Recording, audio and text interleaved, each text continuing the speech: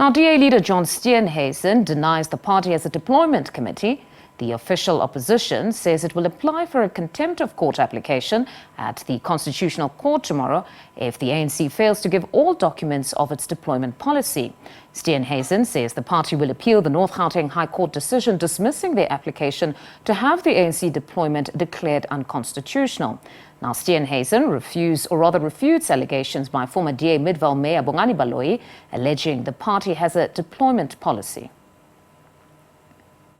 We are going to be launching a contempt of court application against the ANC to obtain the copies of emails and WhatsApps that are relevant to the period when President Cyril Ramaphosa served as chairman of the ANC's Cadre Deployment Committee between 2013 and 2018, which we know from past experience and from the Zondo Commission was the height of the state capture process.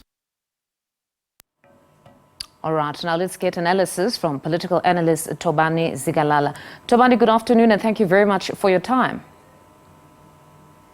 Good afternoon, Mohammed. Good afternoon to your viewers. No, it's a pleasure.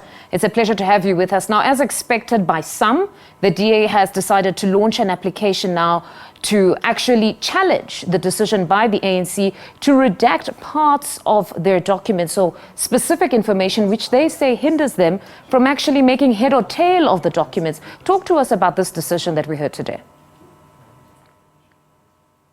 I think the DA, of course, is well within its rights to legally challenge any contempt that it may have. But also we must understand that maybe also on the other side of the ANC trying to protect some of the decisions that it has made. And of course, it's also an issue, of course, one is not a legal expert, but it's also an issue of what the court ruling said, right?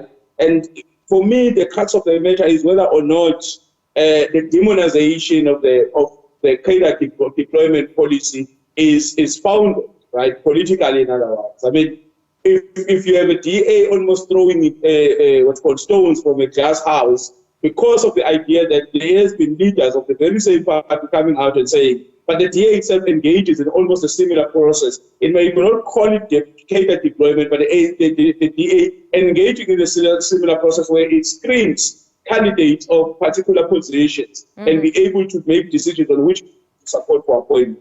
Whether or not Cadre deployment, of course. But apologies for interjecting there, Thobani. Apologies for interjecting, but in this instance, are we not conflating the two matters? That here, the one that was ruled on in the High Court dealt with whether the policy itself was unlawful, but the Con Court dealt with the fact that the documents have to be surrendered. And in this instance, they're challenging the fact that documents were indeed surrendered, but it's not sufficient for them to actually understand what's happening. That if you've got significant aspects redacted, then it serves no purpose.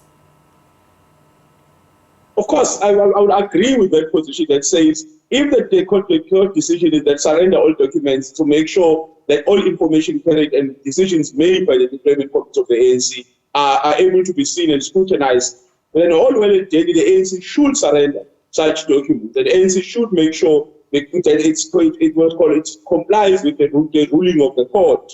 But of course, as I said, the idea, the conversation around Cadre deployment is far-reaching than the idea of just that the ANC itself. I think it's a conversation that a country that we must have.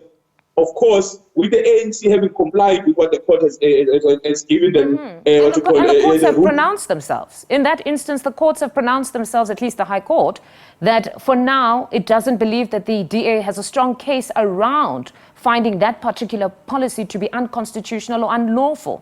So beyond that, they believe that at the very least, in just complying with the order from the Con Court, it should have been part of the documents where they include President Ramaphosa's emails as well as WhatsApps, because at a particular time he was the chair. And they went on to even state that he actually at the very least should have been a person who deposes to an affidavit to indicate that they've lost the documents as the chair. Do you believe that he should have done so?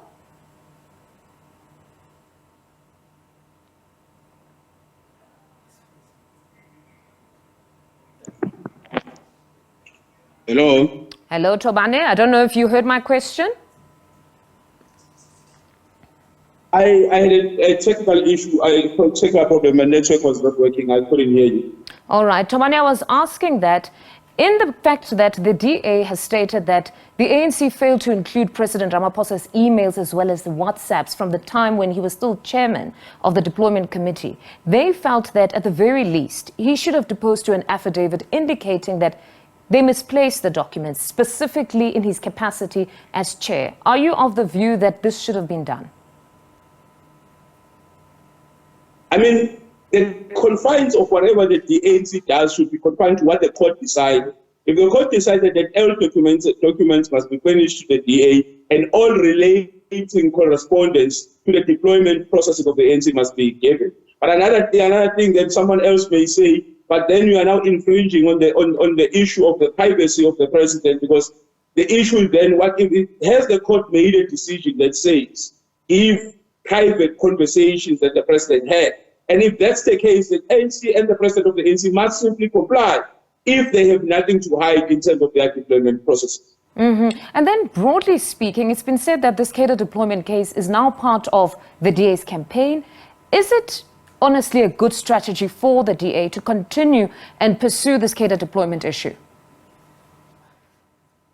I mean, if you look at how the DA has framed its arguments and its press communication around the issue of cadre deployment, you can see that, of course, it's part of how the DA is trying to prove that the ANC is not fit to govern this country. Whether or not it will work is a secondary issue, but the DA is almost hell-bent on the idea that says the deployment process of the ANC tampers with the idea of competency and we call good administration of the state. I mean, how they've pushed this idea and how they've made sure that they go to each and every level of the court, it seems it's part of their political campaign to make sure that they prove that the ANC may be incompetent. Whether or not they succeed with that idea, of course, the election result will tell us.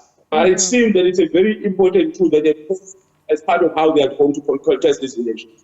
Because Thobani, some are of the view that if they hold the view that the ANC is not returning to government, it means then cadre deployment will be done away with. Would it not then be beneficial at this time to use every opportunity to speak on their rescue plan, particularly the 7 commitments that they unveiled, as opposed to continuing with the cadre deployment matter, which they possibly could then continue with post the elections and ensure that it's declared unlawful? Of course, you have a two-pronged issue here. The DA must focus on presenting its plan and communicating its plan to the citizens of this country to make sure that the citizens of this country are able to see what they present and be able to see whether the citizens of this country buy into the plan that they produce. That's the first part. The second part is what the DA is choosing to do also as part of its election campaign is to show the negatives of an ANC-run state.